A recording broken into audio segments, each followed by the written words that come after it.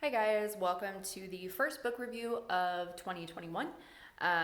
Today I'm going to be sharing with you guys a book that I thought was just a biography and it actually wasn't, so it kind of took me by surprise. And then of course that old saying like, don't judge a book by its cover. That's exactly what I did. I was pleasantly surprised though because it turned out to be a lot better than I thought it would be. Also, side note, funny story from my childhood, and it does go with the book.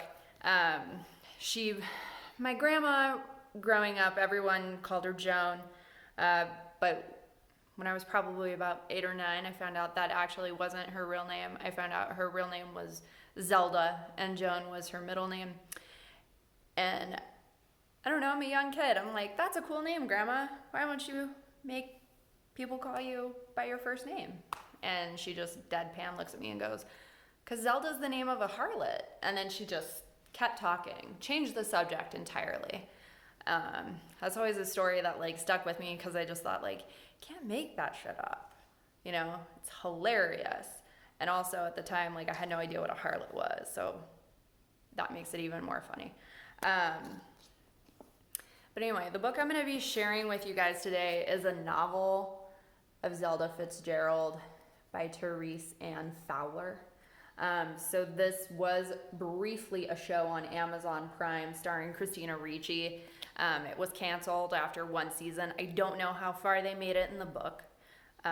However, like I said, I started out thinking this book was a biography, and it's not. So the author clarifies, I think, at the end of the book in a little note chapter or acknowledgement chapter that she did study biographies and like their personal letters to each other and stuff like that. However, the dialogue and most of the plot events are fictionalized, but she did it in a way to tie into the things that everyone was in agreement about that actually had happened, right?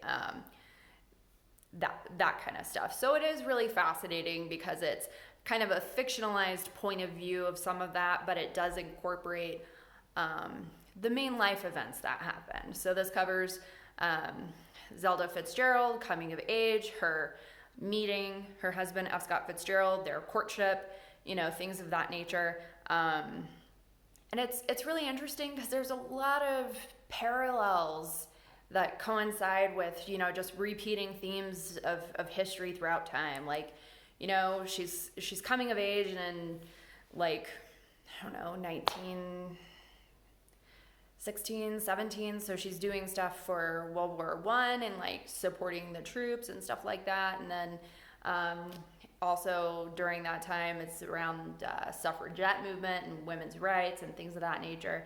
So there's a lot going on at this time. And it's very interesting because so even though we don't necessarily have a world war going on, we do have like a pandemic going on and how that's impacted our society. Gender roles or, you know, equality, societal equality is still a very live and ongoing debate even today. So there's a lot of really interesting historical themes repeating in this book. It's fascinating to me, but I'm also a history nerd, so it's going to be fascinating. And this book also talks about her struggle to find an identity separate from her husband's and how, just to be frank, it kind of pisses off F. Scott Fitzgerald sometimes, you know, because he's thinking to be the wife of a successful author should be enough for you. So you kind of see that debate throughout this book, and you see their relationship kind of change from something where everything was fun and great and like champagne's flowing to eventually like, you know, just like a train wreck a little bit. Also, there's a lot of other prominent writers in here or other historical figures that they, you know, would party with or whatever. Because this is one of those couples that's like iconic of the 1920s, right? So we very much associate F. Scott Fitzgerald and his wife, whether or not you know her name, with flapper culture and like Great Gatsby theme parties, you know, stuff like that. We very much associate them with those iconic settings now at this point.